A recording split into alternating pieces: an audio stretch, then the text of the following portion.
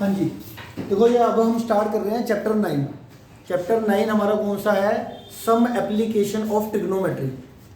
Some application of trigonometry.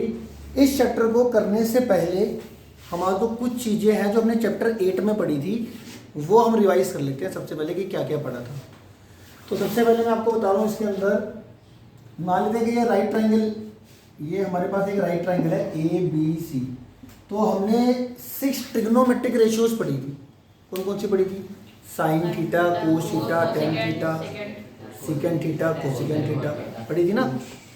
तो अगर ये ले लिया हमने साइन, यहाँ पे ले लो मैं theta, cos theta, tan theta, cosecant theta, cosecant theta, cot theta, और हमारा कौन सा बच गया लास्ट में? Second theta. ठीक है, सेकेंड थीटा को सेक थीटा कहते हैं। ये कोटेंजेंट थीटा होता है, कोटेंजेंट थीटा। इस कोटेंजेंट थीटा को शॉर्ट फॉर्म में कोट थीटा कहते हैं। ये कोसेकेंट थीटा होता है, कोसेकेंट थीटा मतलब कोसेक थीटा, शॉर्ट फॉर्म में इसको कोसेक थीटा कहते हैं। ऐसे ये क्या होता है? ये होता है हमारा टेंजेंट थीटा, ये होता है मेरा कोसाइन, इसकी फुल फॉर्म ये वाली है, और इसकी क्या होती है? SINE, sine theta. ठीक है, ये 6 ट्रिग्नोमेट्रिक रेशियोज होती हैं। ठीक है, और अगर ये वाला एंगल, देखो ये तो होता है 90 डिग्री। अब जो ये थीटा एंगल होता है, ये एक्यूट एंगल होता है। जनरली एक्यूट एंगल क्या होता है? जो एंगल 0 और 90 के बीच में आता है। तो या तो वो यहाँ पर होगा एक्यूट एंगल, या तो यहाँ पर होगा। यहाँ पे तो होगा नहीं, क्योंकि यहाँ पे ये तो 90 डिग्री है। तो मान लेता हूँ मैं थीटा अगर यहाँ पे ले लेता हूँ एग्जाम्पल के तौर पर, तो सबसे पहले आपको ना परपेंडिकुलर बेस और हाइपोटेन्यूस देखना आना चाहिए। किसी भी राइट ट्राइंगल के अंदर क्या देखना आना चाहिए? परपेंडिकुलर बेस और हाइपोटेन्यूस कहाँ पर होते हैं। परपेंडिकुलर बेस हाइपोटेन्यूस हमेशा कहाँ पे देखे जाते हैं? अगर देखो ये जो एंगल है, सबसे पहले ये फाइंड आउट करना है जो ट्रिग्नोमेट्रिक रेशियो के आगे जो एंगल है वो कहाँ पर है, यहाँ पर है कि यहाँ पर है। फिलहाल के लिए देखो यहाँ पर है। इस एंगल के सामने वाली जो साइड होगी हमेशा वो परपेंडिकुलर होगी। ट्रिग्नोमेट्रिक रेशियो के आगे जो एंगल है ना, सबसे पहले इसको फोकस करना है, वो कहाँ पर है? यहाँ पर है। इसके सामने वाला परपेंडिकुलर बता रखे हैं। 90 डिग्री के सामने वाली साइड होती है हमेशा हाइपोटेन्यूस, और जो तीसरी साइड है वो हो गई हमारी बेस। हमारे पास ये 3 साइडें होती हैं।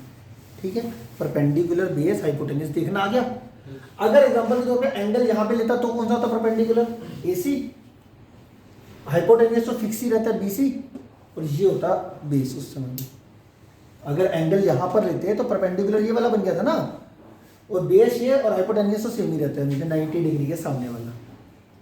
तो तुम्हारे को सबको परपेंडिकुलर, बेस, हाइपोटेन्यूस देखना आ गया कि नहीं आ गया? ठीक है, आगे बढ़ते हैं। परपेंडिकुलर, बेस, हाइपोटेन्यूस ये हमारे पास हो गया है। अब इसमें देखो हमारा साइन, इसमें मैंने एक आपको तरीका बताया था हर बच्चे को याद करने का, टीचर बताते हैं। पंडित बद्री प्रसाद हर हर बोले, पंडित बद्री प्रसाद हर हर बोले, सोना चांदी तुल। ऐसा कुछ आपको बताया है?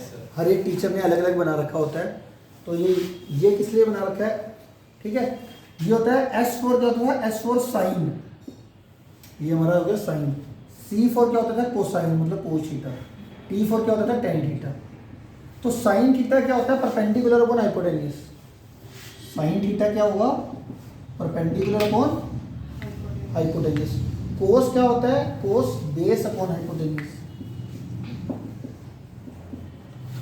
और टेन क्या होता है? Perpendicular upon base. Tan theta कितना होगा? Perpendicular upon base. आगे चलते हैं। ये जो साइन है, साइन का रेसिप्रोकल होता है कोसेकेंट थीटा। जो कोसेकेंट थीटा होता है वो साइन का क्या होता है? रेसिप्रोकल। ठीक है, और जो सेकेंट थीटा होता है वो कोस का रेसिप्रोकल होता है। जो कोट थीटा होता है वो टेन का रेसिप्रोकल होता है। ये बात पता है आपको? तो ये साइन का रेसिप्रोकल कोसेकेंट, कोस का रेसिप्रोकल सेकेंट, और टेन का रेसिप्रोकल कोट। तो कोसेकेंट थीटा क्या होगा? हाइपोटेन्यूस अपॉन बेस, उल्टा। कोसेकेंट थीटा साइन का रेसिप्रोकल होता है ना, तो रेसिप्रोकल हो जाएगा। तो कोसेक थीटा कितना होता है? Hypotenuse upon perpendicular. Sec theta कितना होता है? Hypotenuse upon base. Cot theta होता है बेस अपॉन परपेंडिकुलर। मेरी बात समझ में आ गई कि नहीं?